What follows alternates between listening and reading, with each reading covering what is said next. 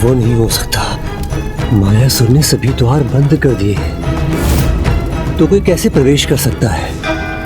मायासुर, यहीं रहना और देखना भंग न होने पाए मेरी साधना।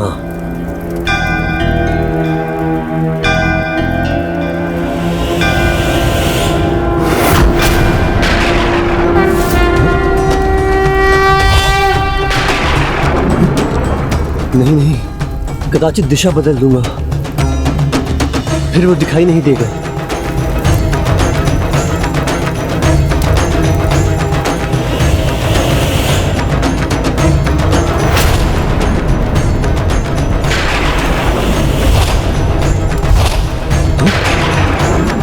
फिर दिशा बदलूंगा मैं।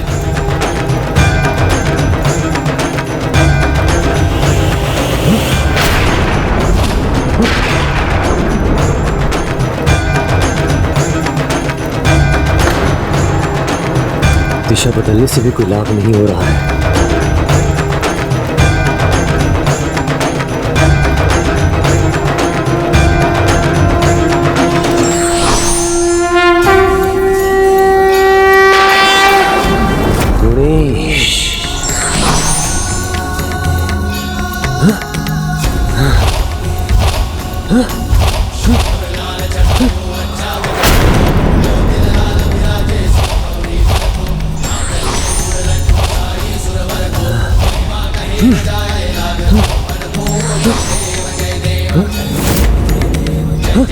नहीं नहीं, सभी दिशाओं में गुणेश ही गुणेश। ये कैसे संभव है? संभव है क्योंकि मैं ही भगवान हूँ, और ये प्रमाणित करने तुमने ही तो कहा था।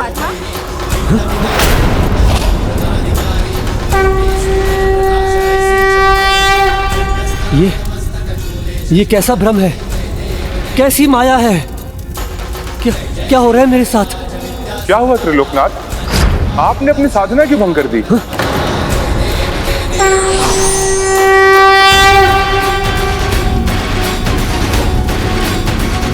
छल मत करो मेरे साथ गुणेश।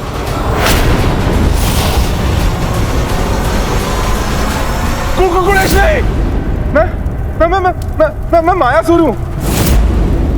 ये आप क्या कर रहे थे त्रिलोकनाथ? मैं मायासुर।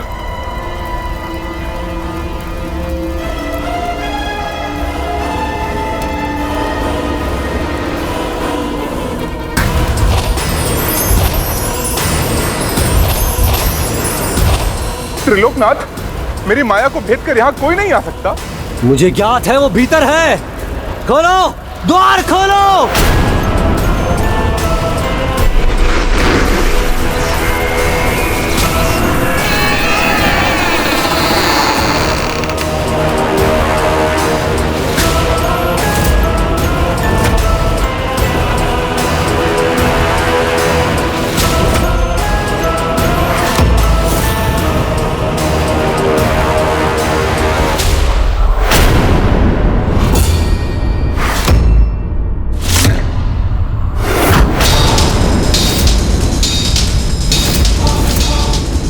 कहो सिंधु, अब तो मेरा परिचय प्राप्त हो गया तुम्हें।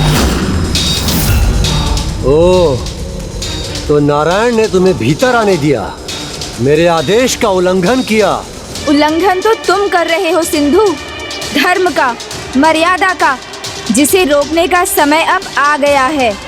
मेरे दर्शन होने के पश्चात सत्य का ज्ञान हुआ तुम्हें, या तुम अब भी मानते हो कि तुम ही भगवान हो?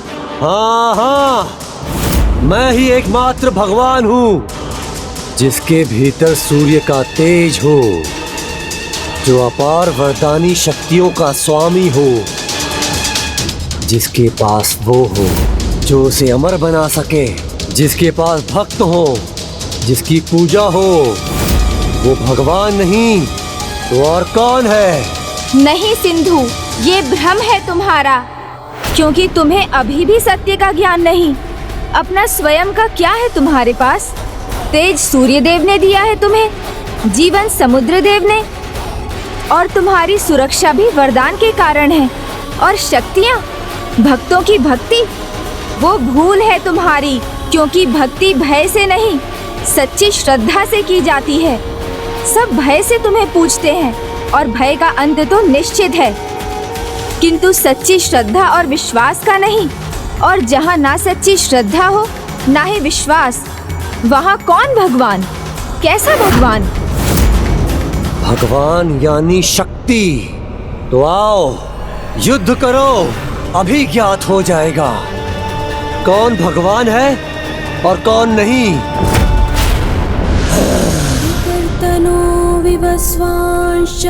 मेरे संपूर्ण तेज को भेद कर मेरे निकट पहुंचना तो दूर, तुम मुझे देख भी नहीं सकोगे। और ये मत भूलो, अमर हूँ मैं। ये एक और भूल है तुम्हारी सिंधु, क्योंकि इस संसार में जो आता है वो अपना जीवन चक्र पूर्ण कर जाता भी है। निश्चित तो तुम्हारा अंत भी है।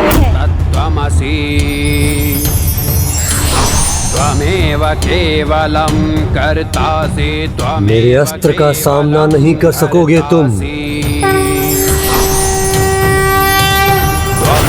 केवलं हर्तासि त्वमेव सर्वं खल्विदं ब्रह्मासि। त्वं साक्षादतुमासि इसमें महादेव दिखाई दे रहे हैं मुझे। सत्यमवचमि। जिनमें स्वयं शिव के रुद्र रूप का दर्शन हो, वो साधारण नहीं, स्वयं भगवान ही है।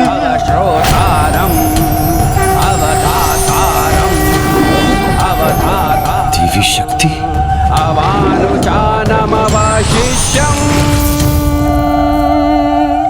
सभी देवताओं के दर्शन हुए हमें उस बालक में। देवता ही नहीं, उस अद्भुत बालक में स्वयं नारायण के स्वरूप के भी दर्शन होते हैं।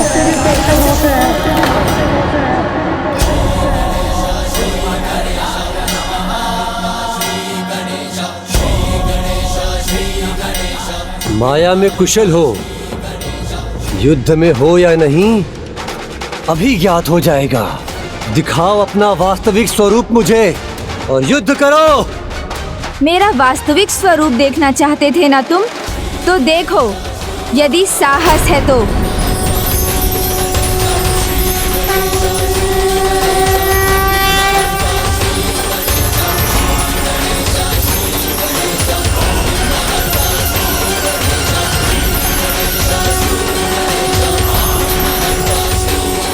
अंत करूंगा तुम्हारा, वध करूंगा। मेरे अस्त्र का प्रहार सह नहीं सकोगे बालक। अंत करूंगा तुम्हारा, अंत करूंगा।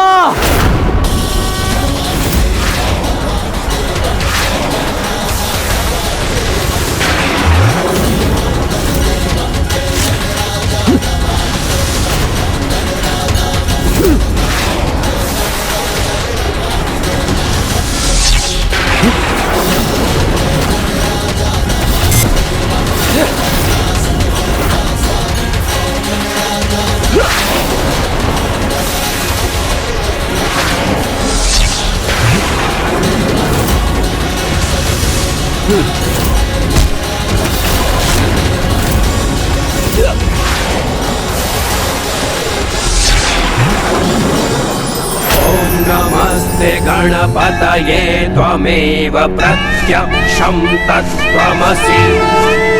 त्वमेव केवलं कर्तासि।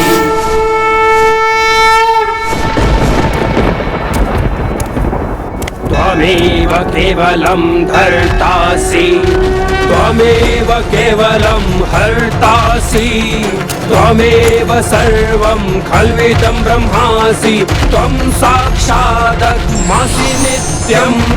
ऋतं वच्मि सत्यं वच्मि।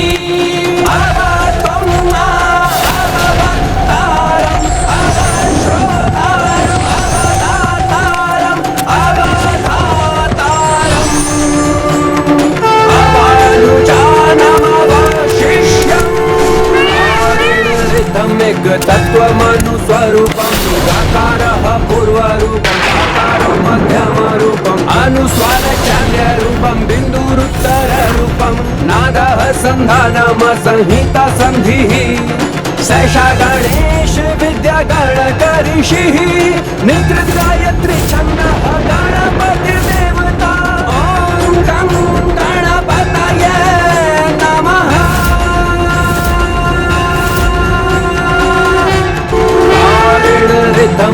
तत्त्वमनुस्वरूपं गकारः पूर्वरूपम् आकारं मध्यमरूपम् अनुस्वारशान्त्यरूपं बिन्दुरुत्तररूपं नादः सन्धानम संहिता सन्धिः सैषा गणेश विद्या गणकऋषिः निकृत्यायत्री छन्दः गणपतिर्देवता ॐ गं गणपतये नमः।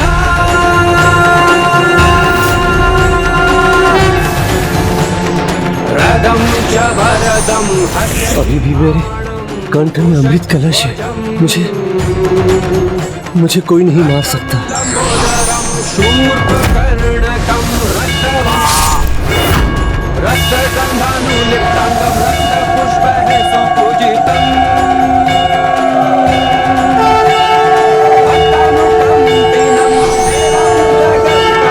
भक्तानुकम्पिनं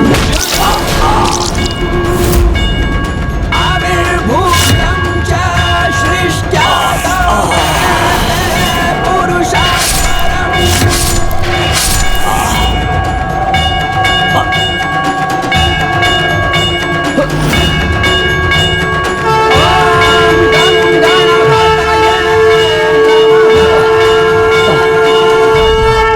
महोदर इति ख्यातो ज्ञान ब्रह्मप्रकाशकः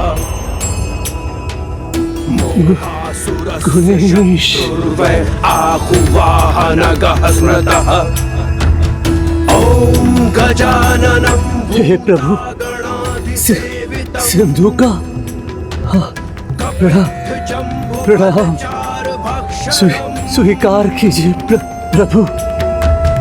उमासुतं शोक विनाशकारकम् नमामि विघ्नेश्वर पादपङ्कजम्।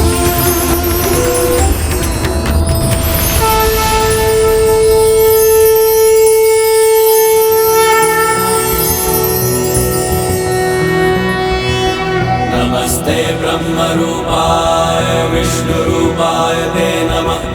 नमस्ते रुद्ररूपाय करिरूपाय ते नमः। विश्वरूप स्वरूपाय नमस्ते ब्रह्मचारिणे भक्तप्रियाय देवाय नमस्तुभ्यं विनायक। ॐ सिद्धिबुद्धिसहिताय महागणपतये नमः।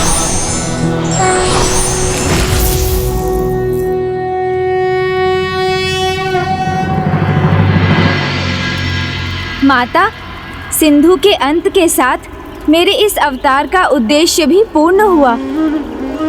अर्थात अब मेरा पुत्र गोइंश दूर हो जाएगा मुझसे। अपार स्नेह, ममता, अनंत प्रेम सब कुछ प्राप्त हुआ मुझे। माता, आपने अपनी अपार ममता न्योछावर की।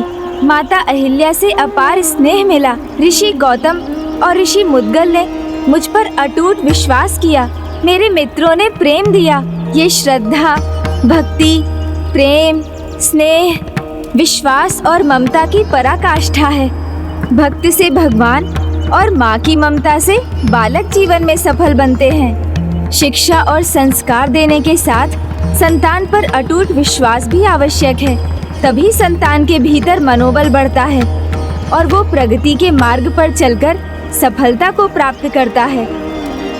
उसी प्रकार एक भक्त की भक्ति भगवान को उनकी पहचान देती है, जिससे वो भी अपने कर्तव्य निभाने में सफल होते हैं। प्रभु मयूरेश्वर ने सर्वथा उचित कहा था। ऋषि गौतम और माता अहिल्या जैसे भक्तों का विश्वास देख भगवान स्वयं उनके द्वार रक्षक बनने के लिए भी आतुर हो जाते। सिंधु के अंत के स्थान पर स्थित ये मयूरेश्वर मंदिर उसी विश्वास का प्रतीक है।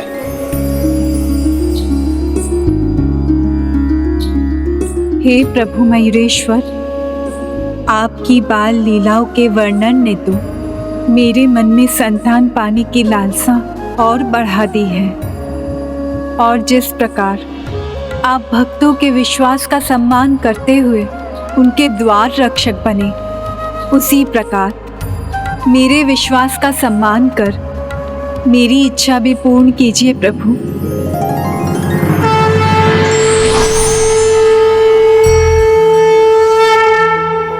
आपकी इच्छा अवश्य पूर्ण होगी माता, किंतु पहले आप अपनी यात्रा तो संपन्न कीजिए। धैर्य का फल मीठा होता है। प्रभु नारायण, अब आप माता को अगले अष्टविनायक मंदिर ले जाइए, जहाँ की कथा आपसे ही संबंधित है। ये कौन सा मंदिर है स्वामी, जिसकी कथा में आपका योगदान भी है? सिद्ध टेक अष्टविनायक मंदिर।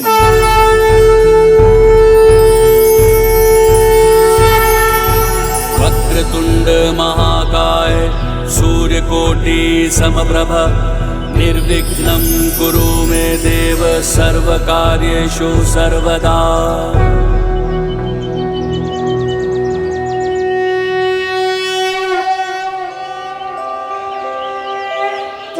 कैसा दिव्य आकर्षण है इस मंदिर का कि पांव रुक ही नहीं रहे। मंदिर की ओर स्वयं बढ़ते ही जा रहे हैं।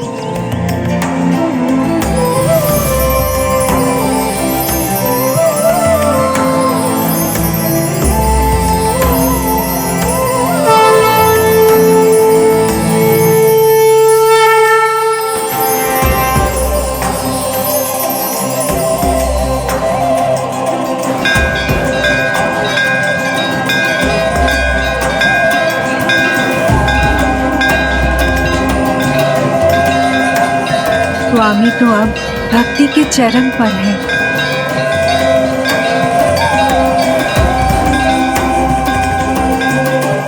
स्वामी,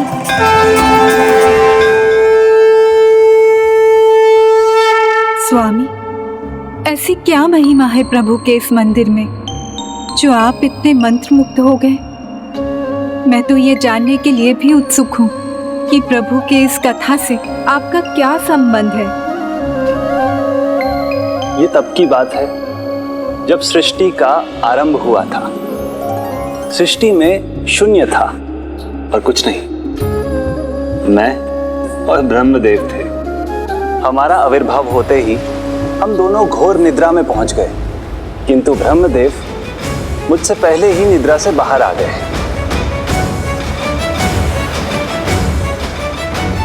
यहाँ तो कुछ नहीं, बस मैं ही हूँ, निपट अकेला। मैं कहाँ स्थित हूँ? ये कमल पुष्प, इसकी नाल तो अनंत लग रही है। कहाँ जा रही है?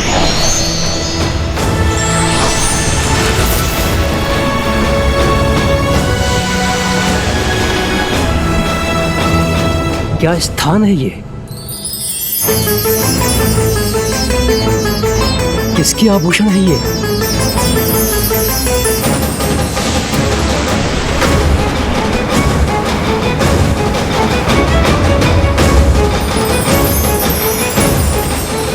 जिस कमल पर मैं स्थित था उसकी जगह तो इनकी नाभि में है, अर्थात ये तो मेरे जन्मदाता ही हैं।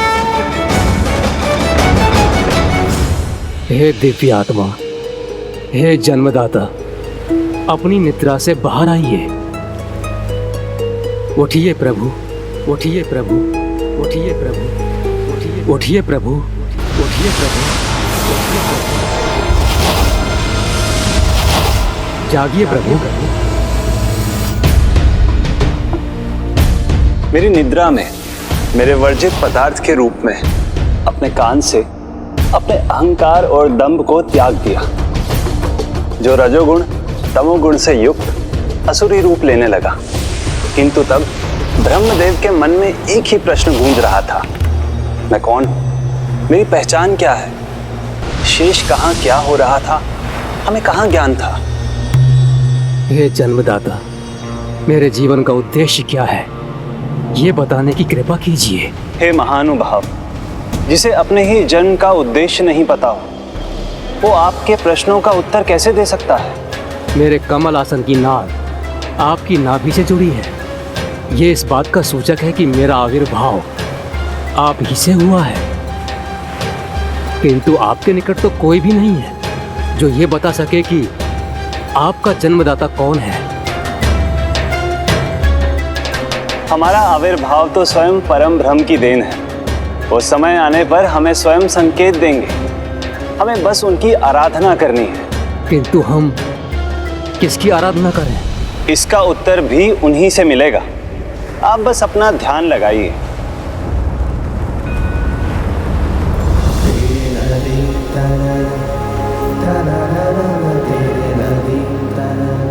ओम गण गण ओम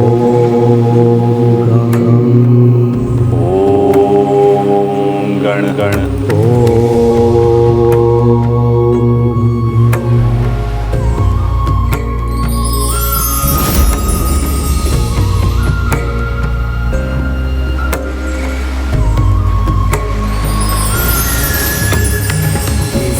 प्रभु,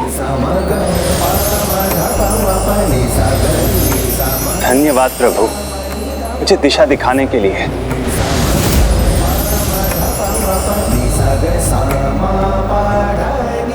ये किसके पीछे जा रहे हैं? ओम गण गण, ओम गण गण, ओम गण गण, ओम गण गण, ओम गण गण, ओम गण गण,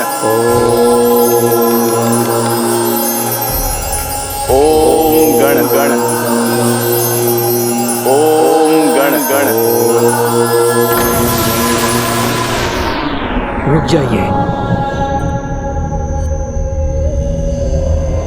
इतनी लंबी यात्रा में हमें एक भी प्राणी दिखाई नहीं दिया उस अलौकिक ध्वनि ओम और गंग के सिवाय। इसलिए वो अलौकिक ध्वनि ही हमारे जन्म का स्रोत भी है। ये अंधकार नहीं, ये अंधकार हमारे लिए कष्ट में हो सकता है। इसलिए आप इस गुफा में प्रवेश ना करें।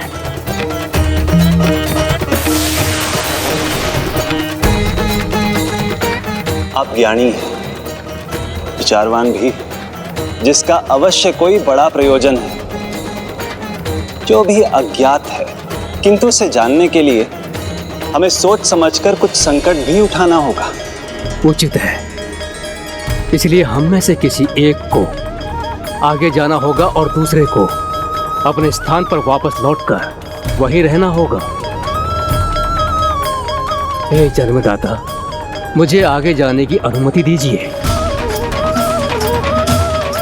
नहीं, जन्मदाता होने के नाते इस संकट का सामना करने का प्रथम दायित्व मेरा है। मेरा मार्गदर्शन करने वाले दिव्य कण मुझे यहाँ लेकर आए हैं, तो अवश्य इस अंधकार के उस पार उजाला होगा।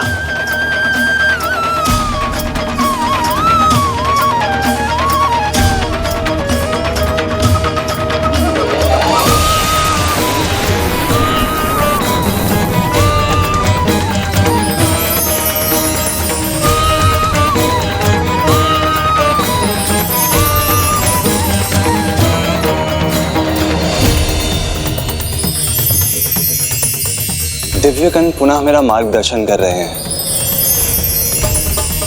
अर्थात मैं उचित दिशा में बढ़ रहा हूं।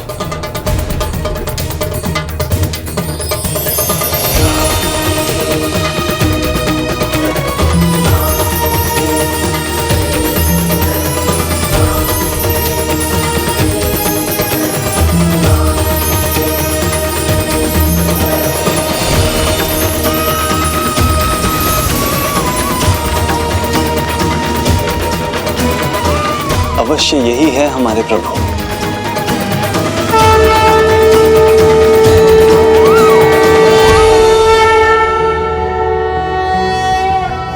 ओम नमस्ते गणपते त्वमेव प्रत्यक्षं तत्त्वमसि। तो क्या प्रभु महागणाधिपति जी की सूंड का दाहिनी ओर मुड़े होना कोई विशेष प्रतीक है? हाँ देवी, प्रभु की जिस प्रतिमा की सूंड दाहिनी ओर मुड़ी होती है वो जागृत प्रतिमा होती है, जिसकी आराधना में बहुत सावधान रहने की आवश्यकता होती है, क्योंकि ये प्रतिमाएं सिद्धि प्रदान करती हैं। और प्रभु की इस प्रतिमा को प्रथम बार देखने पर मुझे आभास हुआ कि मुझे सिद्धि प्राप्त होने वाली है। इसलिए मैं वही भक्ति भाव से प्रभु की पूजा करने लगा और वर्षों तक वहीं स्थित रहा। ओम गण गण, ओम गण गण, ओम गण गण ओम गण गण। ये दिव्य प्रकाश इसी का संकेत हो सकता है कि उन्हें हमारे जीवन का आधार मिल गया है। किंतु उसी समय वो दोनों असुर जो मेरे अहंकार के प्रतीक वर्जित पदार्थ से उत्पन्न हुए थे, उनमें भी प्राणों का संचार होने लगा।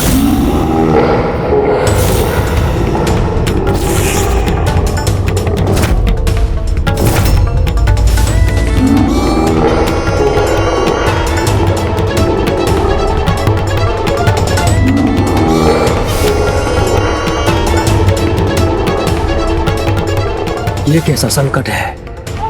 तभी उन दोनों असुरों के नेत्र खुले। वो दोनों थे मधु और केटव, जो भयंकर स्वर उत्पन्न कर रहे थे।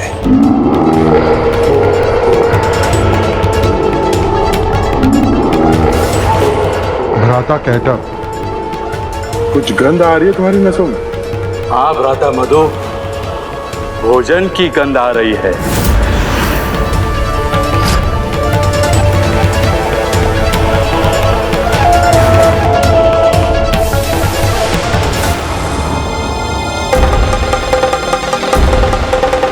ये कौन है और मेरी ओर क्यों बढ़े आ रहे हैं? ओम गण गण ओम गण गण ओम गण गण। विष्णुरूपाय ते नमः। नमस्ते रुद्ररूपाय करिरूपाय ते नमः। विश्वरूप स्वरूपाय प्रणाम प्रभु। नमस्ते ब्रह्मचारिणे भक्त प्रियाय देवाय नमस्तुभ्यं विनायक। ओम सिद्धि बुद्धि सहिताय महागणपति। आपने अटूट भक्ति और एकाग्रता का परिचय दिया है, तो मैं आपको सिद्धि भी प्रदान करता हूँ। और मैंने आपकी कुंडलिनी के प्रथम चक्र मूलाधार चक्र को भी जागृत किया है, जहाँ मैं 4 डाल वाले कमल पुष्प पर रिद्धि और सिद्धि के साथ विराजमान होता हूँ। ये मूलाधार चक्र कुंडलिनी का मूलाधार है। इसके जागृत होने पर अन्य 5 और अंतिम महाचक्र भी जागृत होने लगते हैं। इसलिए किसी भी पूजा का आरंभ मुझसे ही होता है। दूसरा चक्र स्वादिष्ठान 8 डाल वाले कमल पर स्थित है, जिस पर वो विराजमान रहते हैं जो इस गुफा के बाहर आपकी प्रतीक्षा कर रहे हैं, अर्थात ब्रह्मदेव। वो अपनी शक्ति देवी सरस्वती के साथ वहां स्थित रहते हैं। तीसरा चक्र मणिपूरक चक्र होता है, जहां 10 डाल का कमल है, वहां आपकी शक्ति देवी लक्ष्मी का वास होता है। चौथा चक्र अनाहत चक्र है, जहां 12 डाल का कमल होता है। यहाँ शिव अपनी शक्ति देवी पार्वती के साथ विराजमान होते हैं। पांचवा चक्र विशुद्धि चक्र है, जहाँ 16 डाल के कमल पर माता आदि शक्ति वास करती है। माता आदि शक्ति की आराधना से कुंडलिनी के सभी चक्र जागृत होते हैं। छठा चक्र आज्ञा चक्र है, जहाँ 2 डाल के कमल पर जीव की आत्मा का वास होता है। इस आज्ञन चक्र से जागृत होकर आत्मा का मिलन आगे चलकर परमात्मा से होता है। और अंत में है 7वां चक्र, जो महाचक्र सहस्त्रार चक्र कहलाता है, जहाँ सहस्त्र डाल के कमल पर मेरा अर्थात महागणाधिपति का वास है। अर्थात प्रभु, आप ही आदि हैं और आप ही अंत भी। मेरे अस्तित्व के आधार भी आप हैं और कारण भी। हाँ, मैं ही आदि हूँ, मैं ही अंत, मैं ही परम ब्रह्म परमेश्वर हूँ। सब मुझसे ही उत्पन्न होते हैं। किसी भी पूजा का आरंभ मुझसे ही होता है। मेरी ही कृपा से किसी को भी सिद्धि प्राप्त होती है, अर्थात उसमें स्वयं को जानने और पहचानने का सामर्थ्य आता है और उसके कर्म सार्थक होते हैं। प्रभु, मुझ पर कृपा कीजिए। मैं भी अपने उद्देश्य को जानना चाहता हूँ, अपना अस्तित्व पहचानना चाहता हूँ। आपका आविर्भाव एक विशेष प्रयोजन के लिए हुआ है। जगत आपको भगवान विष्णु के नाम से जानेगा। आप ही महाविश्व के आधार हैं। संसार की उत्पत्ति का बीज आपसे जन्मा है। विष्णु नाम के सिवाय आपके अन्य सहस्त्र नाम होंगे। आप अलग अलग युगों में भिन्न भिन्न अवतार लेंगे। धन्यवाद है सिद्धिदाता, मुझे मेरा परिचय देने के लिए।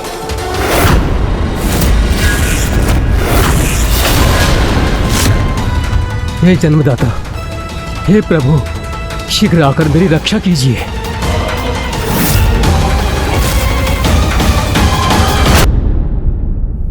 अष्ट विनायक की अगली कथा सिद्धि टेक के प्रभु सिद्धि विनायक की है। सृष्टि के आरंभ के पूर्व उन्होंने मुझे दर्शन देकर सिद्धियां प्रदान की थी। मुझे ये बताने की कृपा करें कि मेरे जन्म का उद्देश्य क्या है। शीघ्र आपको उसका भी ज्ञान हो जाएगा। इसके माध्यम बनेंगे वो जो इस आकाश गंगा के दूसरी ओर आपकी प्रतीक्षा कर रहे हैं, और वो भी अपने होने का उद्देश्य आपके माध्यम से ही जानेंगे। संसार जिन्हें ब्रह्मदेव के नाम से जानेगा,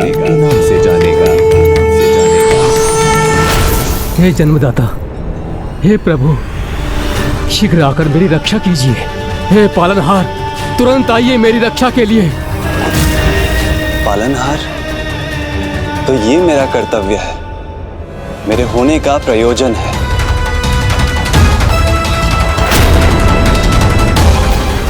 ये दोनों कौन हैं जो ब्रह्मदेव की ओर बढ़ रहे हैं? आओ, हमारा भोजन बनो। रुको, तुम ऐसा नहीं कर सकते। अच्छा हुआ तुम भी आ गए। अब दोनों भ्राताओं में भोजन बांटना नहीं पड़ेगा।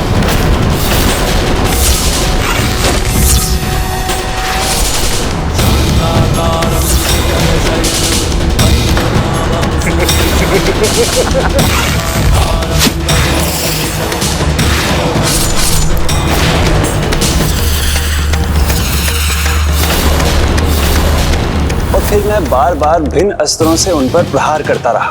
वो आहत हुए, किंतु फिर कुशल भी हो गए और धीरे धीरे उन पर वार करना कठिन होता गया।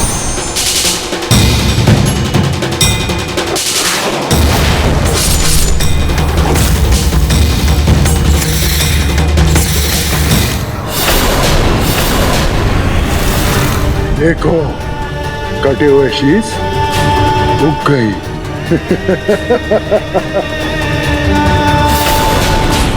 इनका रहस्य क्या है? क्या कारण है कि मैं इनका अंत नहीं कर पा रहा हूं?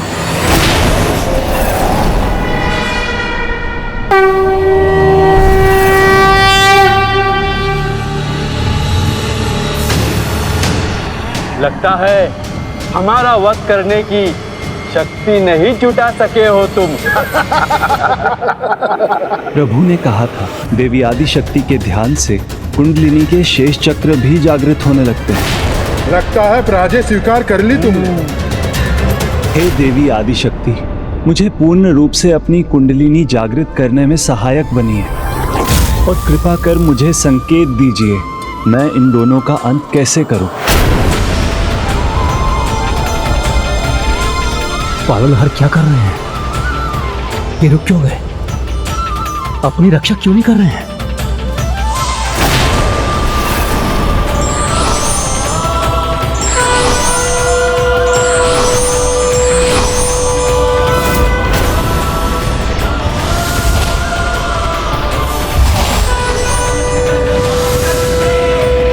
हे देवी, जग का पालन करने में, इन दुष्टों का संहार करने में मेरी सहायता कीजिए।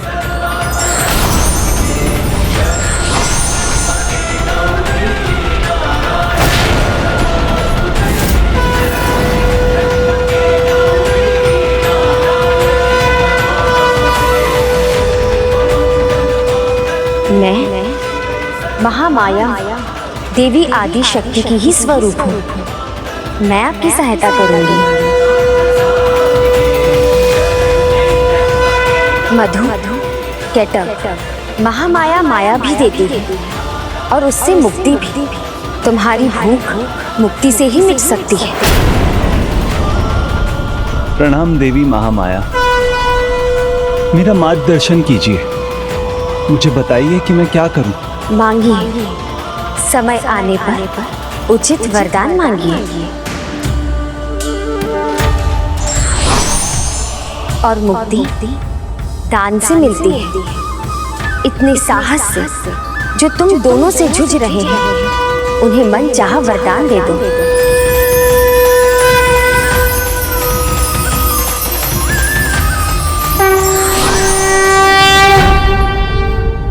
तुमने इतने प्रयास किए और हर बार असफल रहे, फिर भी पराजय स्वीकार नहीं की।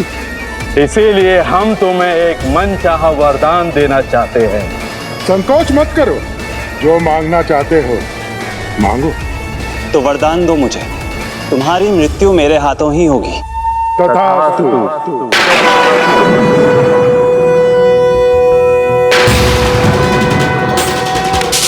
शान्ताकारं भुजगशयनं पद्मनाभं सुरेशं विश्वाकारं गगनसदृशं। हमारी मृत्यु तुम्हारे ही हाथों होगी, किंतु यहाँ नहीं, इस अनंत स्थान पर नहीं। तुम हमारा वध वहीं कर सकोगे जहाँ जल नहीं होगा।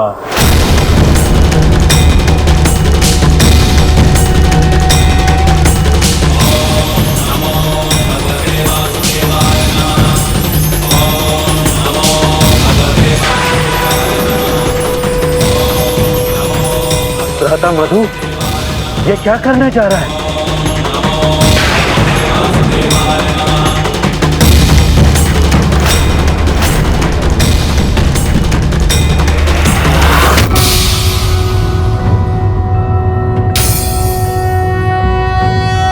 नारायणं गदाध्यक्षं गोविंदं कीर्तिभाजनं।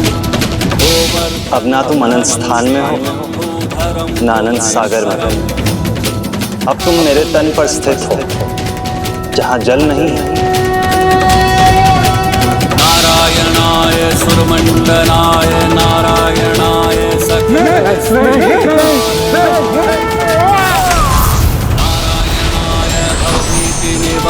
मेरे पालनहार नारायणाय प्रभवाय नमो नमस्ते।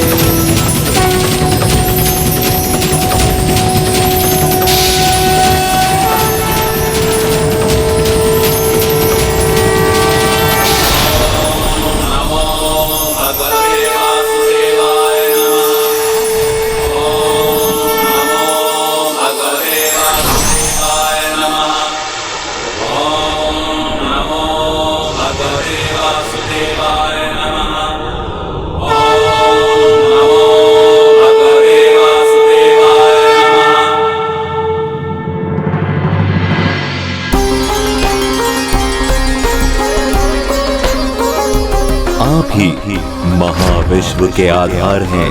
संसार की उत्पत्ति का बीज आपसे जन्मा है। सुंदरता की प्रतीक आपकी इस रचना को पृथ्वी कहा जाएगा।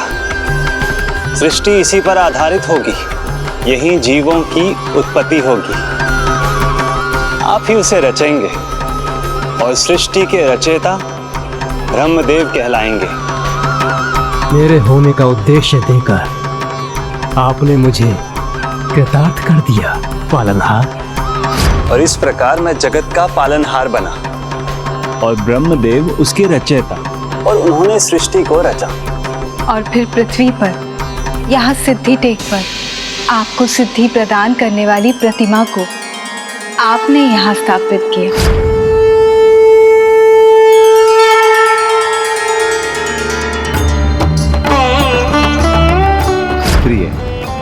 यदि हम पूरी निष्ठा से अपना उचित मार्ग ढूंढें, तो भगवान केवल हमारी सहायता ही नहीं करते, हमारा मार्गदर्शन कर हमें जीवन का उद्देश्य भी ज्ञात करवाते हैं। और वो भगवान है परम ब्रह्म, जिनका ना आदि है ना अंत, वो सर्वोच्च स्थान पर स्थित रहने वाले प्रभु महागणाधिपति हैं।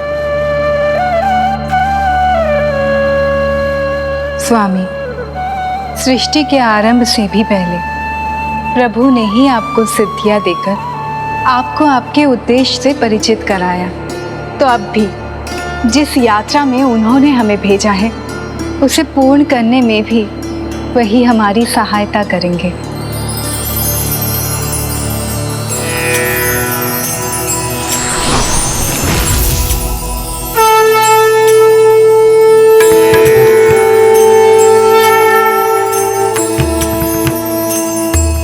प्रभु, मुझे आशीर्वाद दीजिए। मैं शीघ्र ये यात्रा संपन्न करूं और मुझे माँ कहकर पुकारने वाली मेरे मातृत्व को पूर्ण कर मेरी ममता का सुख भोगने वाली संतान मुझे भी शीघ्र मिले। तथास्तु, तथास्तु। किंतु देवी, माता पिता का संतान के प्रति बड़ा दायित्व होता है। संतान का मार्गदर्शन कर उसे योग्य बनाना। इसलिए देवी, आपकी माँ बनने की लालसा से आरंभ हुई इस यात्रा के अगले चरण में मंदिरों की कथा से संसार को संतान का ध्यान रखने के लिए दो बहुत बड़ी सीख मिलेंगी। इसलिए अब आपको अपने अगले गंतव्य बल्लालेश्वर मंदिर की ओर बढ़ना चाहिए।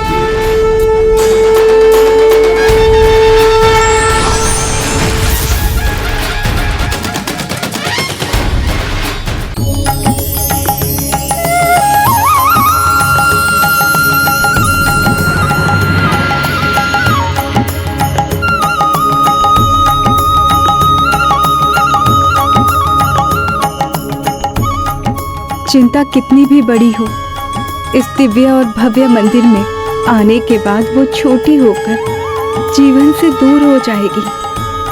यहाँ की ऊर्जा ही ऐसी है। इतने साधारण प्रभु की दिव्य आभा तो अनुपम है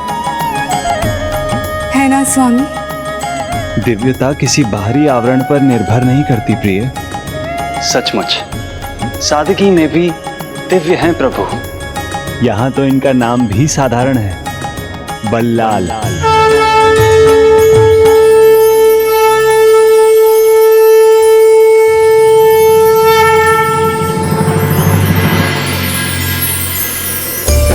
बल्लाल और उनके ईश्वर की कथा का संबंध तो एक सफल व्यापारी से था। कल्याण।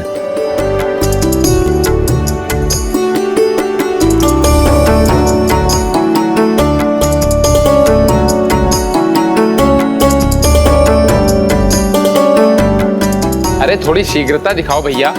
थोड़ी प्रतीक्षा तो करनी होगी भोलादास जी, थोड़ा धीरज रखिए, आपको आपका सामान अवश्य मिलेगा। लीजिए। ये लो, दाल चावल और गुड़ दे दो कल्याण भैया।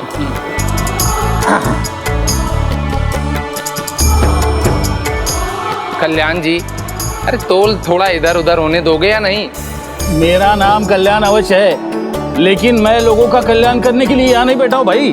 मुझे अपना व्यापार बढ़ाना है, ना कि डुबाना है। ये लो। और कल्याण का व्यापार में सफलता का मंत्र है, न एक मुद्रा अधिक लो, न एक मुद्रा अधिक दो, बस। इतना धन जोड़कर करोगे क्या कल्याण जी? और फिर आखिर है कौन तुम्हारे बाद जो इस धन का लाभ भोगेगा? और फिर संतान होती तो इस परिश्रम का अर्थ होता ना। और फिर धन तो चंचल है, आज इसका तो कल उसका, और फिर जीवन का वास्तविक धन तो संतान ही है। लेकिन संतान को पालने के लिए भी तो धन चाहिए ना भोलादास। तो पहले धन कमाया, अब ईश्वर की कृपा से संतान भी प्राप्त होगी।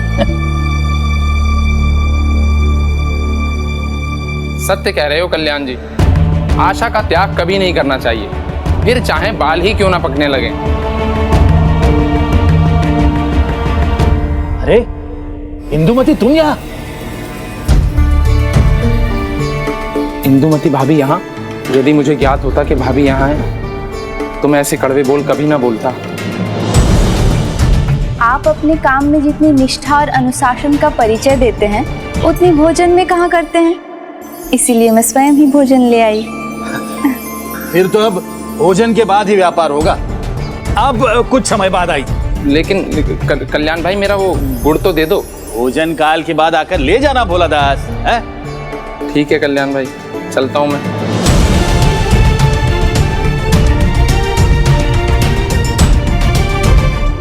और भोला और अन्य किसी की बात का बुरा मत मानना। कहने वाले तो कहेंगे, मुझे उनकी कोई चिंता नहीं। चिंता वो करेंगे जिनको चिंता करने की आवश्यकता है, आप क्यों करेंगे? सही है, मैं क्यों करूं?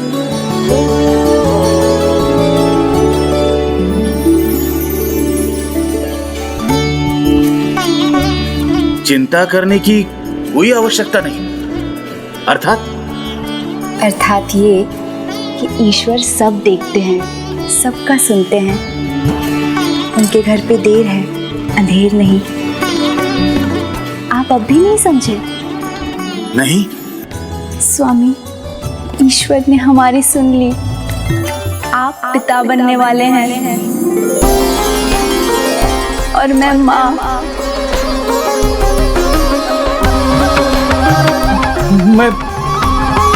मैं पिता बनूंगा? सच कह रही हो ना हिंदुमती? सच। मैं पिता बनने वाला हूँ। हाँ, मैं पिता बनूंगा। अरे भैया, अरे ओ भोला दास, अरे कहाँ जा रहे हो? मुंह मीठा नहीं करोगे क्या? गुड़ नहीं लोगे?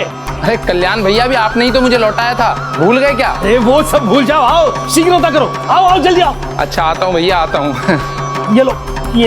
ये गुड़ लो। अरे झोला खोलो, ये लो। और ये चावल भी लो। यही चाहते थे ना तुम? सुनो, ईश्वर के घर में देर है, अंधेर नहीं। सच्चे मन से मांगो तो सब कुछ मिलता है। अरे लो और लो, देख क्या रहे हो? लो झोला खोलो और घर जाके भाभी जी से कहना कल्याण भैया ने कहा है तुम्हारे लिए खीर बनाए। जाओ जाओ। व्यापार का नियम होता है कल्याण भैया, ना अधिक दो और ना अधिक लो। अभी तो आपने समझाया था मुझे, फिर ये अचानक इतना बड़ा बदलाव? धन कमाने की लालसा मिट गई है क्या? अरे नहीं भाई, वो तो और ज्यादा गुना बढ़ गई है। मैं बहुत धन कमाऊंगा, बहुत धन कमाऊंगा, क्योंकि जीवन का सबसे बड़ा धन मुझे मिलने वाला है। मैं पिता बनने वाला हूँ। अरे लखन भैया, मैं पिता बनने वाला हूँ। भैया पिता बनने वाला हूँ। मैं पिता बनने वाला हूँ। लखन भाई, पिता बनने वाला हूँ मैं। ये लो, सबको खुश करेगा, सबका मुंह मीठा करेगा। ये लो गुड़ लो, जी भर के लो। लो तुम भी लो, ये चावल। अरे संभल कर कल्याण भैया, संभल कर। अरे अपने आनंद को इतना मत बढ़ाओ कि पूरी दुकान ही लुट जाए। अरे लुटेगी नहीं, आने वाले संतान के भाग्य से और भी धन बढ़ेगा, बहुत बढ़ेगा। संतान प्राप्ति का आनंद कुछ ऐसा था कि वो कल्याण, जो अधिकता में विश्वास नहीं रखता था, अब सबको दोनों हाथों से सब कुछ बांट रहा था। वो बड़ी ही समझदारी का परिचय दे रहा था। समझदार होने का अहंकार कभी कभी जीवन का विकार बन जाता है देवी। कभी कभी व्यक्ति बड़ी भूल कर बैठता है, और ऐसी ही भूल कल्याण भी करने वाला था। अरे कल्याण भैया, तुम्हारा झपकी लेने का समय हो गया। भैया इससे पहले कि तुम्हारी आंख लगे, मुझे मेरा सामान दे दो। अभी नहीं भोला दास, अब सूर्यदेव भी सर पर आ गए हैं, निद्रा का समय हो गया। और तुम तो जानते हो भोला दास, अनुशासन मेरा सबसे बड़ा गुण है। तो थोड़ी समय बाद अरे कल्याण भैया, उचित है, किंतु अनुशासन कहीं बढ़कर शासन ना बन जाए। तुम्हारी संतान ये बात समझ पाएगी या नहीं, ये तो भविष्य ही बताएगा। अरे मेरा पुत्र अनुशासन भी मानेगा और मेरा शासन भी, मुझसे भी अधिक सफल होगा वो।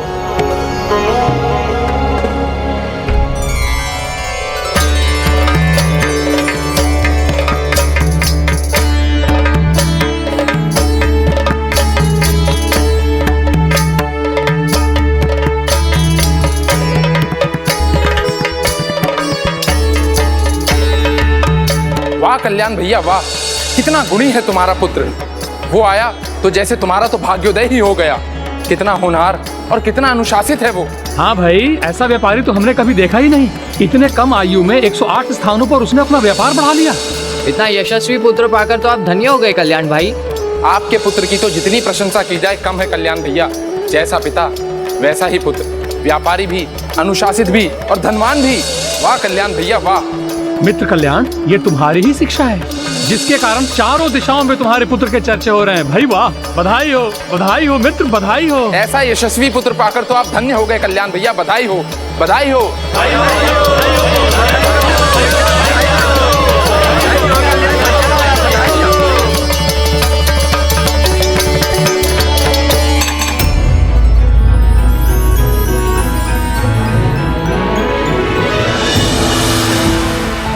कितना सुंदर स्वप्न था, इसे सत्य भी बनाऊंगा।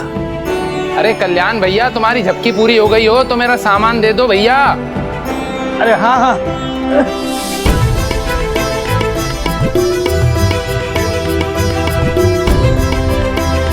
हाँ ले लो भोलादास, आओ आओ। आता हूँ भैया, आता हूँ।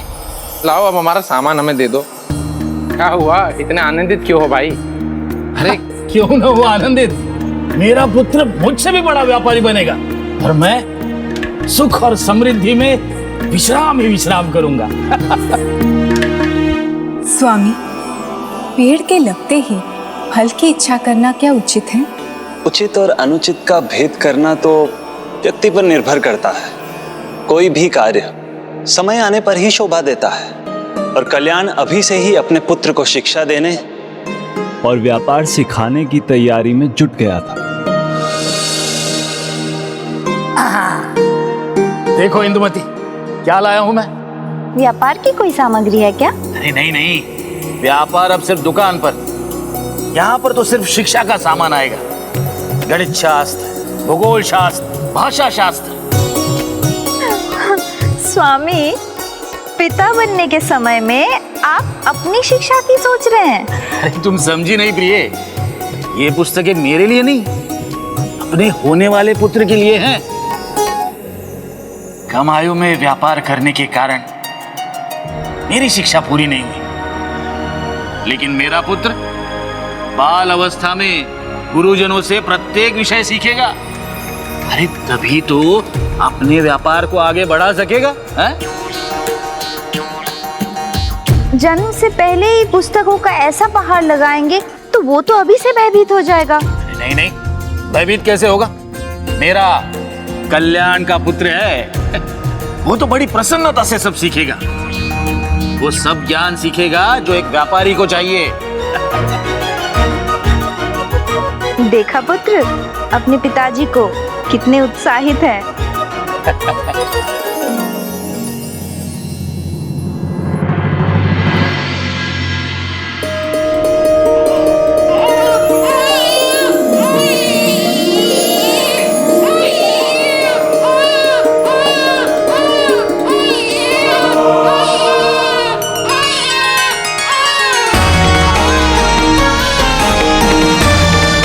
बधाई हो, बधाई, पुत्र हुआ है।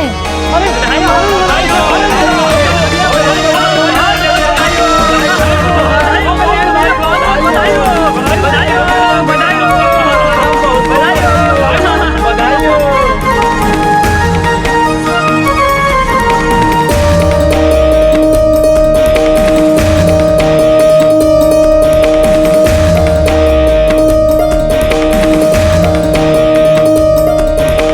कल्याण भैया, आज तो ऐसे दान कर रहे हो जैसे कोई साधारण व्यापारी नहीं, कोई बहुत बड़े राजा हो।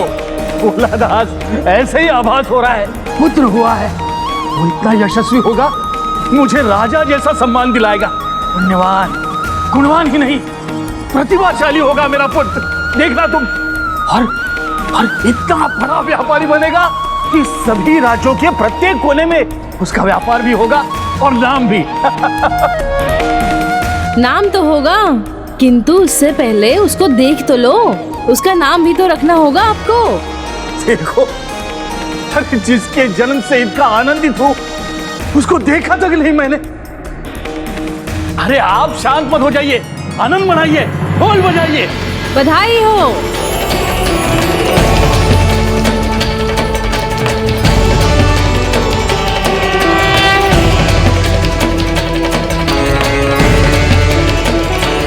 प्रिय इंदुमती, तुमने मेरे जीवन का सर्वश्रेष्ठ उपहार मेरे पुत्र को मुझे देकर मुझ पर बहुत बड़ा उपकार किया है। बहुत धन्यवाद। अब इसे शिक्षा देकर इसके और हमारे स्वर्णिम भविष्य के लिए इसे तैयार करना मेरा दायित्व है।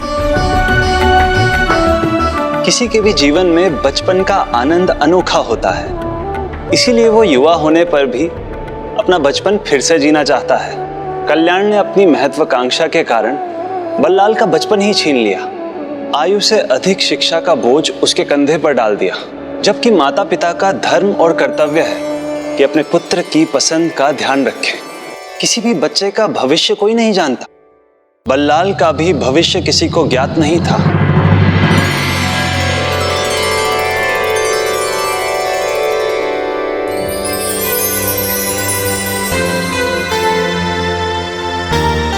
पुत्र बल्लाल, उठो, उठने का समय हो गया है। प्रणाम पिताजी। आज से तुम इसी समय पर गुरुकुल जाओगे। आज से तुम्हारी शिक्षा आरंभ होगी। जो आज्ञा पिताजी। चलो स्नान कर लो।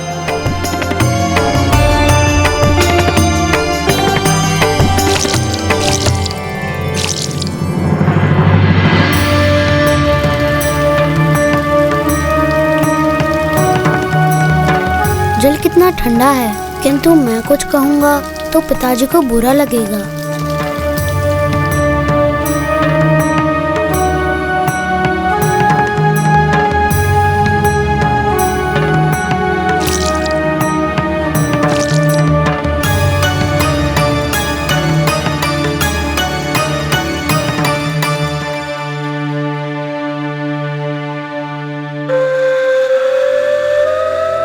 ये लो पुत्र, ये तुम्हारा भोजन है।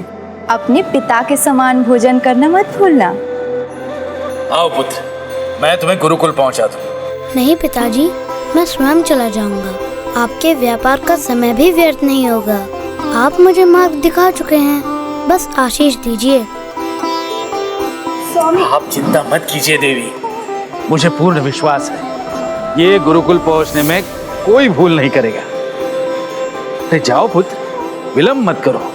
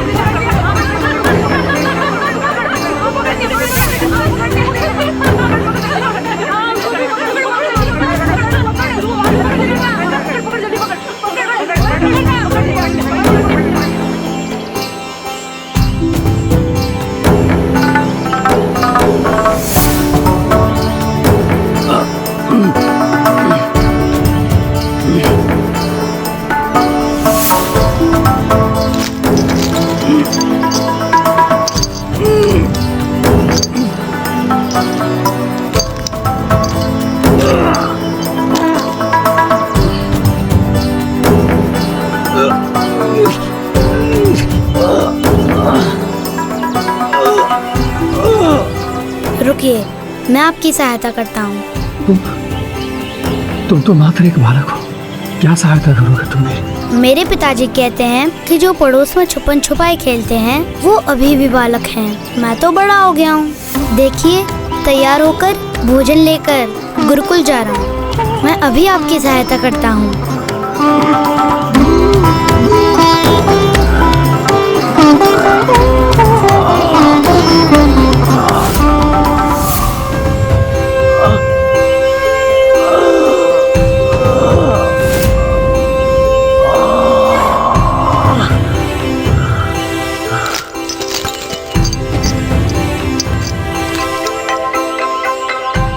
धन्यवाद पुत्र, मेरी सहायता करने के लिए।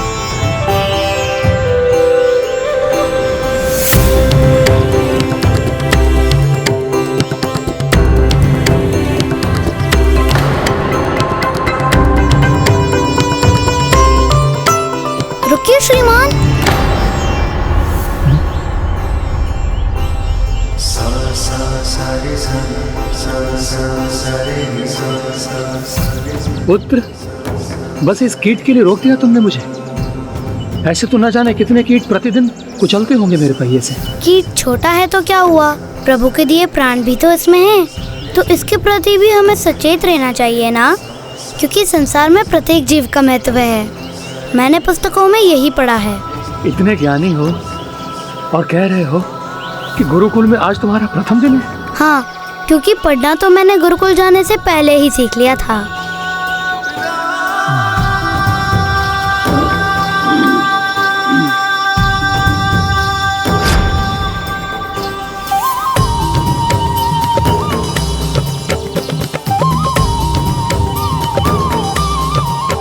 जाओ, तुम इस वृक्ष के नीचे सुरक्षित रहोगे।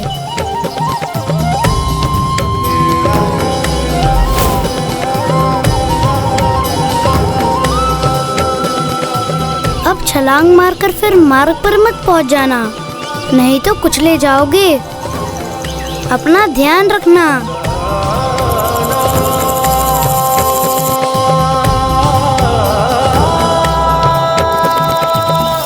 अब क्या हुआ, क्यों रोक रहे हो मुझे?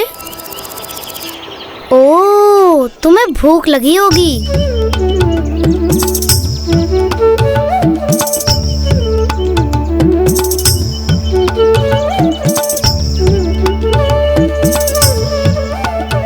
लो, ये खा लो। इससे पहले कि तुम मुझे प्यास के कारण रोको, मैं तुम्हारे लिए जल ले आता हूँ।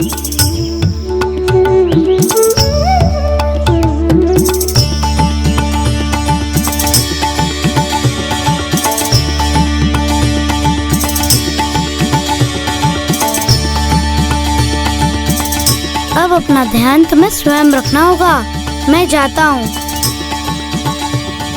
उस दिन बल्लाल ने अनजाने में झिंगुर कीट को दूर्वा और जल दिया, किंतु उसे ये ज्ञात नहीं था कि वस्तुत ये दूर्वा और जल उसने प्रभु महागणाधिपति को अर्पित किया है।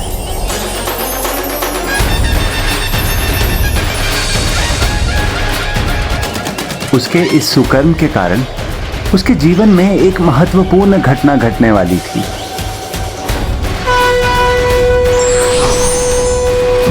कोमल हृदय की कोमलता में दया का भाव तो स्वाभाविक है, और वो भी एक अबोध बालक। कीट की रक्षा भी की और साथ ही अनजाने में ही जल चढ़ाकर अर्क गणपति का आशीष भी पा लिया। उस अबोध बालक को सांसारिक ज्ञान तो मिल रहा था, किंतु उसके कोमल हृदय को अध्यात्म का ज्ञान कहाँ था। पर वो झिंगुर कीट की रक्षा करते करते अनजाने में उस पेड़ की जड़ में वास करने वाले प्रभु महागणाधिपति की प्रतिदिन उपासना करने लगा। लगता है कल उचित प्रकार से भोजन नहीं किया, इसलिए अभी भी पूर्ण रूप से स्वस्थ नहीं हुए हो। लो, ये दुर्वा और जल तुम्हारे लिए रख दिए मैंने। माँ कहती है भोजन और जल ग्रहण करना कदापि नहीं भूलना चाहिए।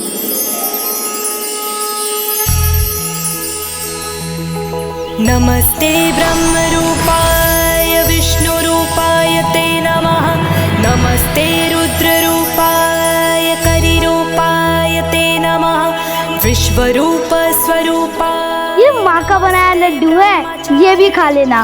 भक्त प्रियाय माँ ने भोजन के लिए दिया था, किंतु भोजन बांटकर खाना अच्छा होता है, तो मैं ये तुम्हारे साथ बांट रहा हूँ। अब मुझे जाना होगा।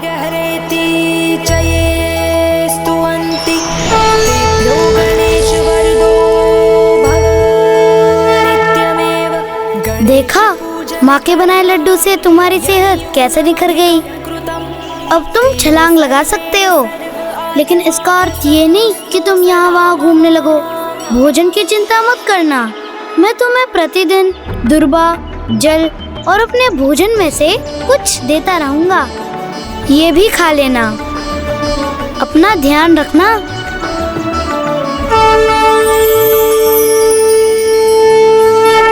फिर एक दिन वो कीट वहां से चला भी गया, किंतु बल्लाल बालक ने वहां दुर्वा और जल रखना नहीं छोड़ा।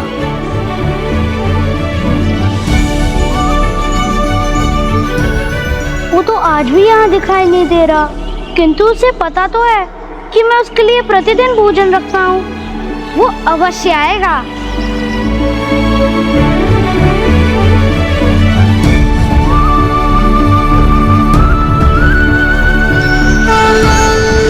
ईश्वर का आशीर्वाद व्यक्ति को किस अच्छे कार्य से मिल जाए, कौन उसका माध्यम बन जाए, कहना सरल नहीं है। उचित कहा आपने प्रिय। आशीर्वाद स्वरूप बल्लाल को एक नया जीवन मिलने वाला था, किंतु वर्तमान में वो अपने बाल्यावस्था के आनंद को खो रहा था, युवाओं का जीवन जी रहा था, जो उसने नहीं, उसके पिता ने निर्धारित किया था। उठो पुत्र, उठो।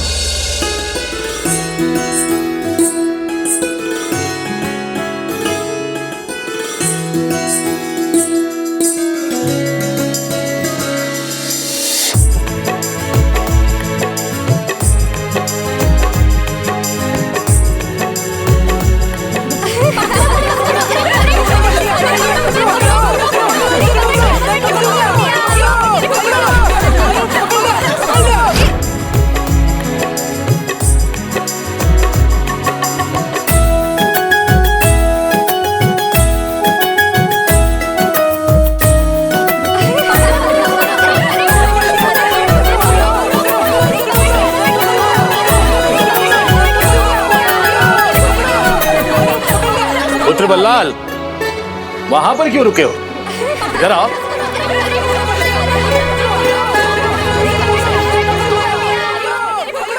जी पिताजी। आज से दोपहर में विश्राम करना बंद करो पुत्र। जो आलसी होते हैं, जिन्हें ना कुछ सीखना होता है ना कुछ करना होता है, वो ऐसा करते हैं। आज दोपहर से तुम मेरे साथ दुकान पर चलोगे और मैं तुम्हें व्यापार सिखाऊं। परंतु नहीं, वो मात्र एक बालक नहीं है जो साधारण खेल खेलने में अपना समय व्यर्थ करे। मैंने उचित कहा ना पुत्र? हाँ पिताजी। चल। चलो ना बल्लाल, हमारे साथ खेलो ना। नहीं, तुम लोग खेलो, मुझे पिताजी के साथ दुकान जाना है। चलो। आओ पुत्र, बैठो। पुत्र, तुम्हारे मुख से पहले निकले उससे पहले से मैं तुम्हें व्यापार का ज्ञान देता आ रहा हूं। अब मैं तुम्हें स्मरण कराता हूं। देखो, इस प्रकार मैं किसी भी वस्तु को तोलता हूं। ध्यान से देखना।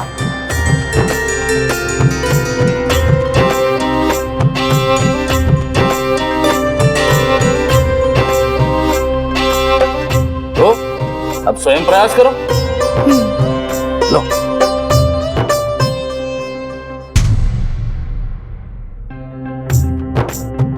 अरे धीरे, ये समान हो गया है, पहले वजन बढ़ाना पड़ेगा। हाँ, अब डाल।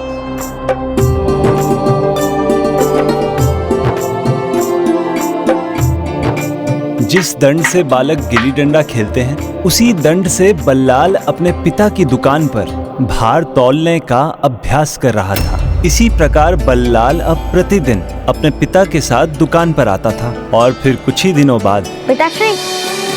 अरे आओ, ये है मेरा पुत्र बल्लाल। ये गणित विद्या के विख्यात गुरु हैं। इन्हें प्रणाम करो पुत्र। प्रणाम गुरुजी। संध्या काल का समय तो तुम्हारे पास होता है, तो आज संध्या से गुरुवर तुम्हें गणित सिखाएंगे। अब गणित भी बल्लाल की दिनचर्या का भाग बन गया था, किंतु कल्याण को इतने में संतोष नहीं हुआ। उसने बल्लाल पर 2 अन्य पाठ का बोझ भी डाल दिया।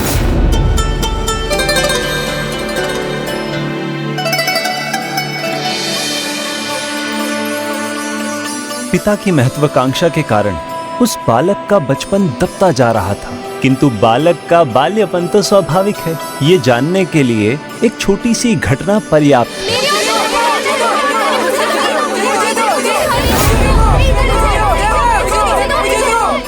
वो मात्र एक बालक नहीं है जो साधारण खेल खेलने में अपना समय व्यर्थ करे। जो भी है, मैं तो नहीं खेल सकता। पिताजी ने मना जो किया है।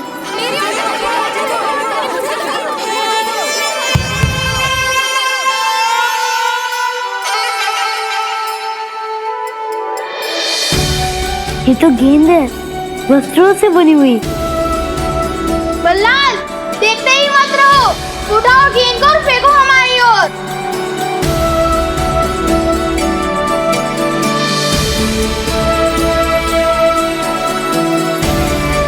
जाओ ना बल्लाल, फेंको ना।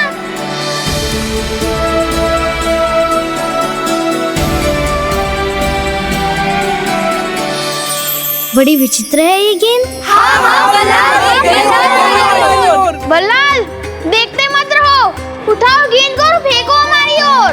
हाँ, बल्लाल, उठाओ गेंद और फेंको हमारी ओर। हाँ, बल्लाल, उठाओ गेंद और फेंको हमारी ओर।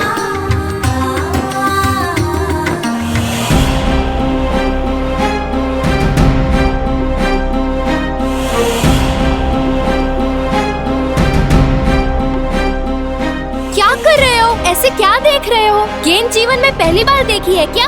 हाँ, पहली बार देखी है।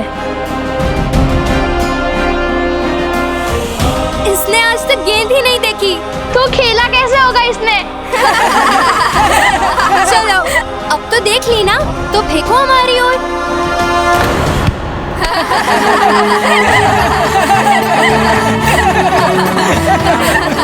ये क्या?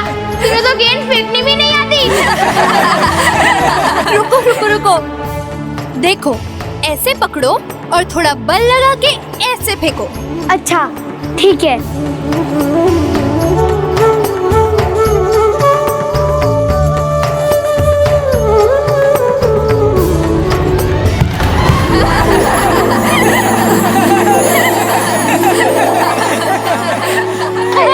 फिर से नहीं फेंक पाया। देखो, ये तो फेंक ही नहीं सका।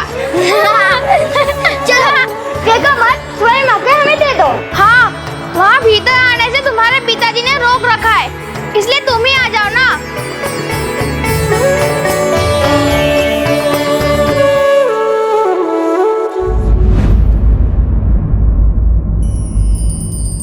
ये लो।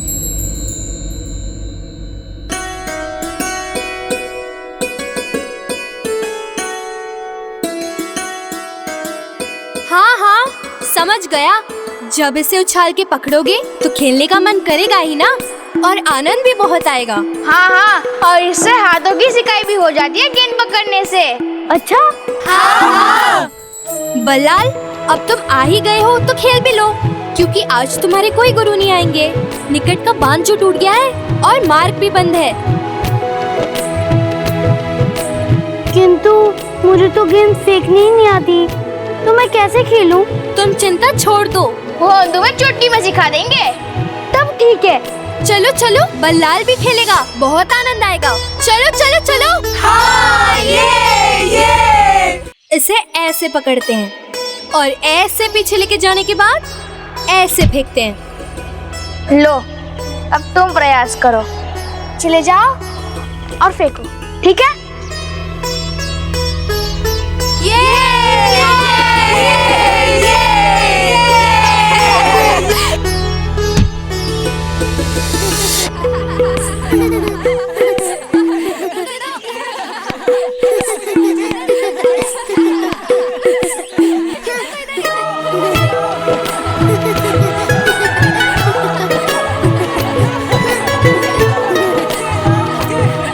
किस माँ को अपने बच्चे की खिलखिलाहट नहीं भाएगी।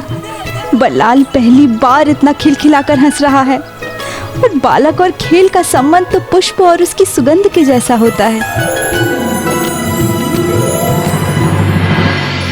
मैं कह रहा हूं ना, खेलने कूदने में बालक का कोई लाभ नहीं होता, समय व्यर्थ होता है बस। किंतु मैं तो अपने पुत्र को बांध कर नहीं रखूंगा भाई, वो तो खेलेगा भी और कूदेगा भी, और भूख भी अधिक लगेगी। तो अब से चावल थोड़ा अधिक ही दिया करो कल्याण भैया, अरे थोड़ा और डाल दो। बांध कर मैं भी नहीं रखता अपने पुत्र को, लेकिन खेल कूद में रुचि नहीं है उसकी, पढ़ने में मन लगता है उसका। खेलने के आनंद का अनुभव अभी उसे हुआ ही कहाँ है। इतनी छोटी आयु में तुमने उसे गुरुकुल भेज दिया, पढ़ाई में व्यस्त कर दिया। हाँ, क्योंकि छोटी आयु में सब सीख लेगा तो समय से पहले सफल भी होगा। इसलिए मुझे बुद्धि मत दो, मेरे पुत्र की रुचि ज्ञात है मुझे। लो। ठीक है चलता हूँ। इसके बालक खेलकर शारीरिक बल का प्रयोग करते हैं, इसीलिए उन्हें भूख लगती है। तो मेरा पुत्र मानसिक कार्य करता है, उसमें भी तो ऊर्जा लगती है, किंतु मैं तो उसे कुछ अतिरिक्त भोजन नहीं देता। देना चाहिए, अवश्य देना चाहिए। चलो, इस भोलादास ने अनजाने में ही सही एक भली बात तो कही।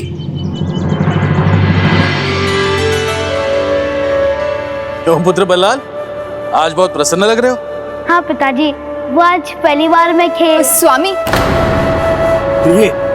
ये बादाम लो, बल्लाल के लिए। प्रतिदिन भिगोकर खिलाना इसे। जी स्वामी, खिला दूंगी। परंतु अचानक बादाम खिलाने का विचार क्यों आया आपके मन में? इंदुमती, क्योंकि खेल कूद में नहीं, हमारा पुत्र बुद्धि के कार्य में अपनी ऊर्जा का प्रयोग करता है ना, और बादाम बुद्धि के लिए अच्छा होता है। पुत्र, मुझे तुम पर बड़ा गर्व है। बस अब ऐसे ही शिक्षा प्राप्त करते रहना। अपना ध्यान खेल कूद में कभी भटकने मत देना, बता रहा हूं। उसका कोई लाभ नहीं, समझे? देखो, मैंने तो तुम्हें बोलने ही नहीं दिया। तुम कह रहे थे आज तुम बहुत प्रसन्न हो, क्योंकि ये तो बड़ी दुविधा है। मैंने सत्य कहा तो पिताजी मुझे कभी क्षमा नहीं करेंगे, और असत्य कहा तो मैं स्वयं को क्षमा नहीं कर सकूंगा। पिताजी, वो प्रसन्न है क्योंकि मैंने उसे बता दिया है। मार्ग भी ठीक हो गया है और कल से गुरुजी भी आने लगेंगे। अच्छा, ये तो बहुत अच्छा हुआ। अन्यथा कितना समय व्यर्थ हो जाता पुत्र बल्लाल का।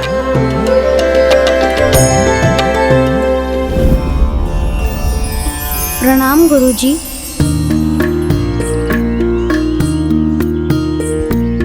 बल्लाल, आज तुम खेलने नहीं आओगे क्या? हाँ, गुरुजी भी तो चले गए। आ जाओ, कुछ नहीं होगा। थोड़ा खेल के पढ़ाई करोगे तो वो भी अच्छी होगी। हाँ, आ जाओ खेलते। आ जाओ।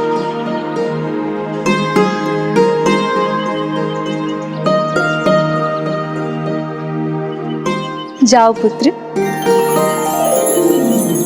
धन्यवाद माँ।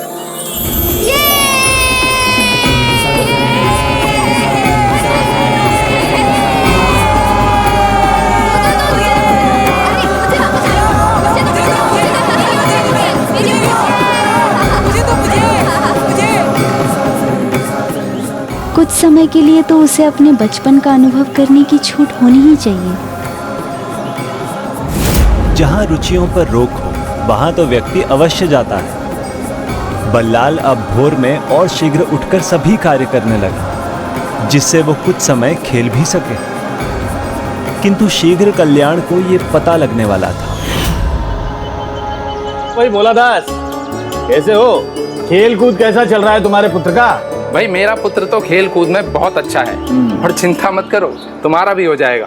बच्चे तो खेलना सीख ही जाते हैं, उन्हें आनंद जो आता है। अनर्गल बातें मत करो, किसी और को देखा होगा। मेरा पुत्र और खेल कूद? ना, असंभव। वो तो गुरुजी का दिया हुआ अभ्यास कर रहा होगा। अभी देख कर आ रहा हूँ कल्याण भैया, वहाँ अन्य बालकों के साथ आपका पुत्र भी खेल रहा था। ये कैसे हो सकता है? उसे तो स्वयं खेलना अच्छा नहीं लगता। ये क्या कह रहे हो कल्याण भैया? कौन बालक होगा भला जिसे खेलना अच्छा नहीं लगता? अब नहीं खेलेगा तो कब खेलेगा? व्यर्थ में ऊर्जा खपाने का क्या लाभ? भोलादास, मुझे ज्ञान मत दो। तुम्हारे पुत्र को खेलने देना है, खेलने दो। मैं अपने पुत्र को पढ़ाऊंगा, उसे समर्थ बनाऊंगा और बहुत आगे बढ़ाऊंगा। तुम उसे पढ़ा नहीं रहे हो, उसे बांध रहे हो। अपने बल पर व्यापार खड़ा किया है मैंने, खेल कूद से नहीं, परिश्रम से। और मेरा पुत्र भी वैसा ही करेगा।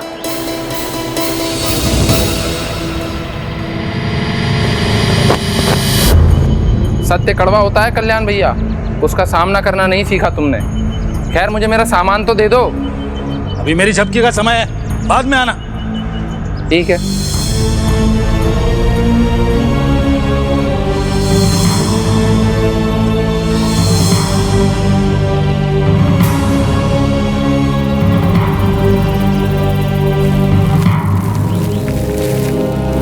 अरे कल्याण भैया, अपने पुत्र को समझाते क्यों नहीं हो? अरे उसे खेलना है तो दिन भर खेले, परंतु हमारे पुत्र को क्यों बिगाड़ता है? अनुशासन का शासन भूल गए क्या? अरे कुछ अपने पुत्र को भी सिखा देते, उससे सीख पाकर हमारे पुत्र बिगड़ रहे हैं। बहुत गर्व था ना तुम्हें उस पर। अब देखो कैसे अपने साथ दूसरे बालकों को भी डुबो रहा है, कैसे अपना समय व्यर्थ कर रहा है और उनसे भी करवा रहा है। क्यों कल्याण भैया, अब तो तुम्हारा घमंड टूट गया होगा ना?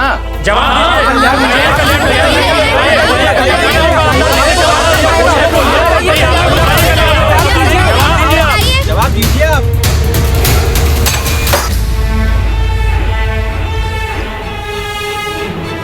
मेरे पीठ पीछे कुछ और तो नहीं हो रहा है? स्वयं जाकर देखना होगा।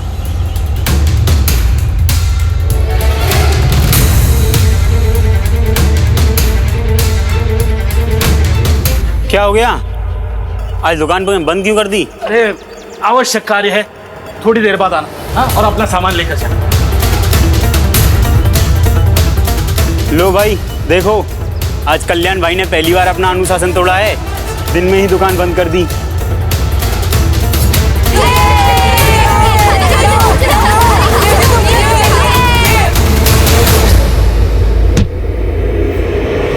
बहुत आनंद आया मित्रों, किंतु अब मुझे जाना होगा।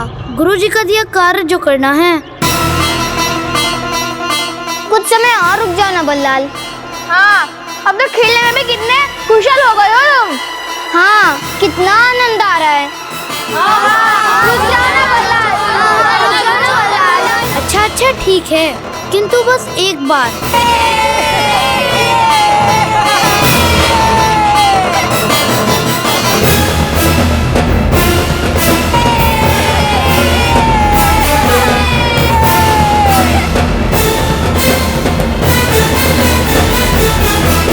मुझे ज्ञात था वो यहाँ हो ही नहीं सकता। वो अवश्य घर पर पढ़ाई कर रहा होगा।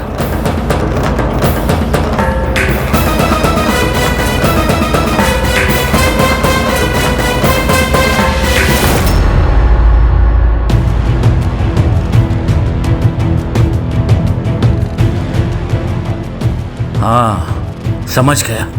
सब ईर्ष्या करते हैं मुझसे, इसीलिए ऐसी बातें कहते हैं।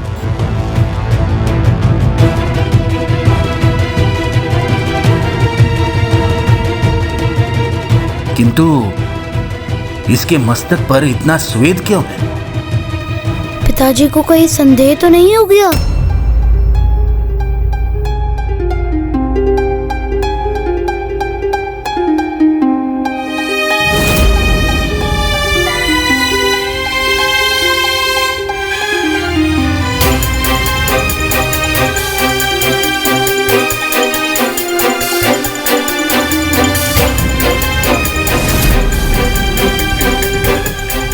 पढ़ो बेटा, गर्मी हो रही है, मैं पंखा चल देता।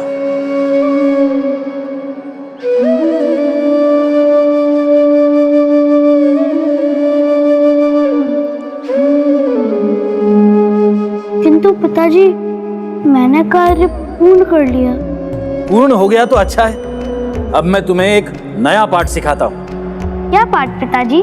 व्यापारी होने के नाते तुम्हें अपनी बात दूसरों से मनवाना आना चाहिए। ऐसा क्या करना चाहिए कि तुम्हारी बात कोई भी न टाले। आओ।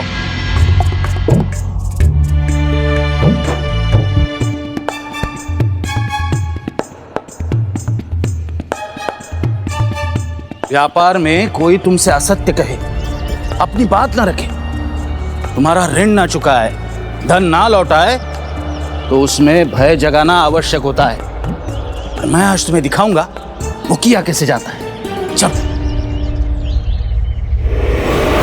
किसी को बल दिखाकर भयभीत करना तो वो करते हैं जो स्वयं दुर्बल होते हैं।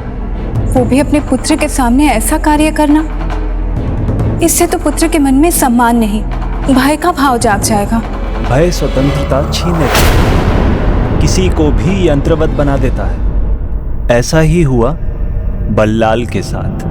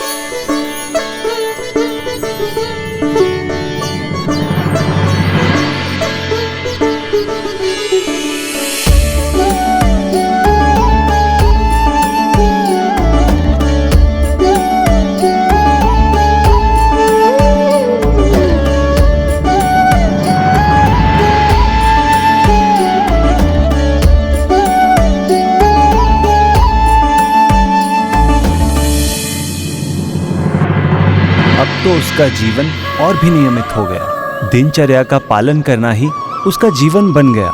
किंतु दिन का एक भाग ऐसा भी था जो भय से मुक्त था, जब वो खिलखिलाता था।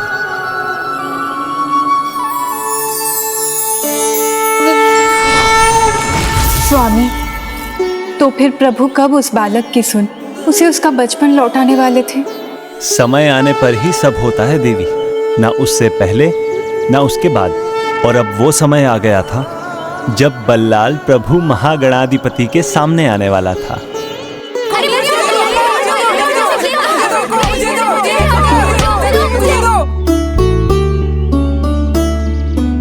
क्या हुआ? आज तुम गुरुकुल से श्रीगढ़ लौटा है?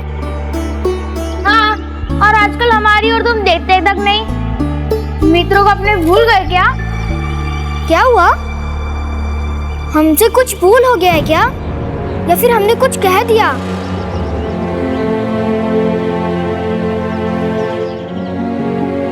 नहीं नहीं, ऐसा कुछ नहीं है। तो फिर आओ ना, खेलो ना हमारे साथ।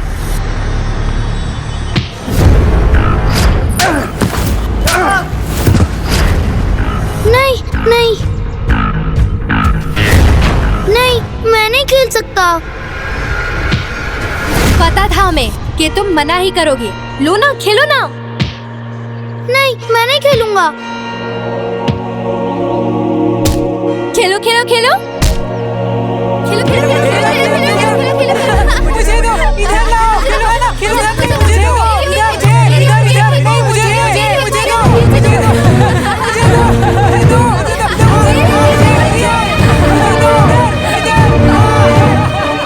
कल्याण तो कहता था कि इसे खेलना अच्छा ही नहीं लगता, परंतु इसे देखकर तो ऐसा नहीं लग रहा।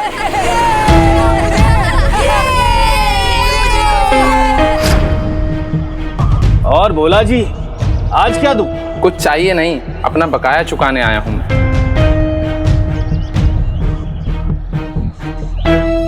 तुम्हारा भी कुछ बकाया है जो मुझे चुकाना है। क्या? मेरा क्या बकाया हो सकता है भला? तुमने असत्य कहा था ना मेरे पुत्र को लेकर कि वो खेल रहा है। असत्य मैंने कहा था या आपने मान लिया है? सत्य तो ये है कल्याण जी कि वो प्रतिदिन खेलता है और अभी अभी मैं उसे खेलता देख कर आ रहा हूँ। और इसमें बुराई क्या है? अगर बच्चे नहीं खेलेंगे तो क्या हम खेलेंगे? नहीं नहीं, वो तो पढ़ रहा होगा। क्यों ना अभी चलकर देख लें? उचित है। ठीक है, चलिए।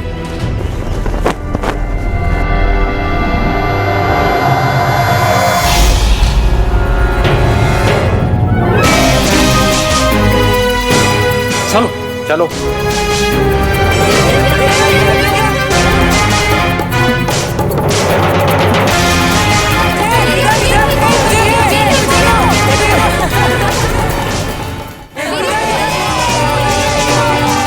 ये देखो कल्याण जी,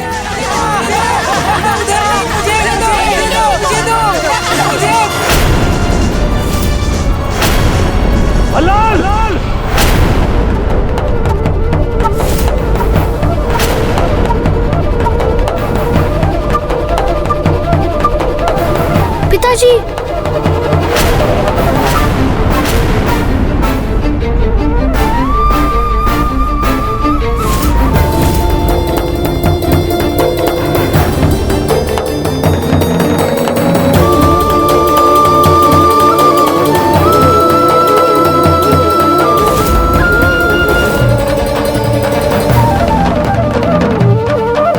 लाल तो पिता के वैसे कांप उठा है।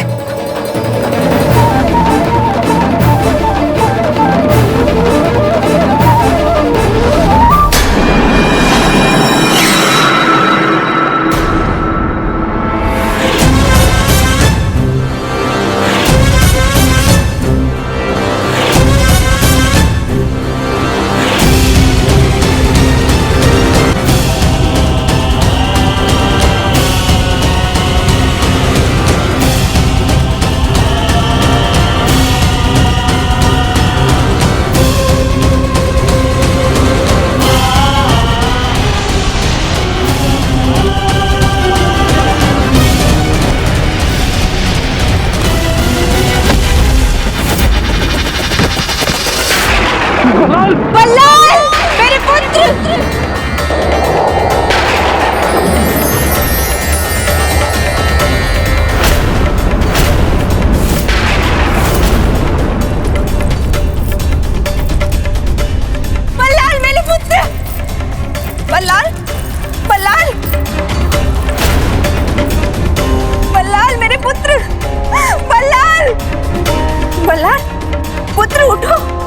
पुत्र क्या हुआ तुम्हें? बल्लाल, कोई देखो तो सही क्या हुआ मेरे पुत्र को। बल्लाल, स्वामी देखिए क्या हुआ। बल्लाल उठो, बल्लाल तुम्हें कुछ नहीं हो सकता। बल्लाल उठो। मेरे क्रोध ने क्या करवा दिया? बल्लाल, स्वामी, बल्लाल उठो, मेरा हृदय फटा जा रहा है। आप ऐसे खड़े मत रहिए, जाइए वैद्य को बुला के ले आइए। बल्लाल, बल्लाल उठो मेरे पुत्र। बल्लाल, बल्लाल, पुत्र बल्लाल, बल्लाल उठो, पुत्र उठो।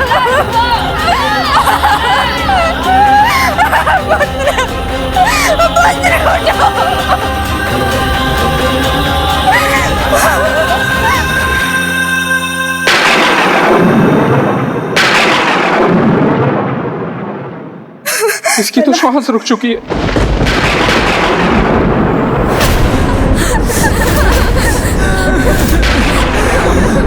अब वैद्य को बुलाने से कोई लाभ नहीं होगा। बल्लाल, मेरे पुत्र, तुम मुझे छोड़ के नहीं जा सकते। बल्लाल, मेरे पुत्र, स्वामी, बल्लाल।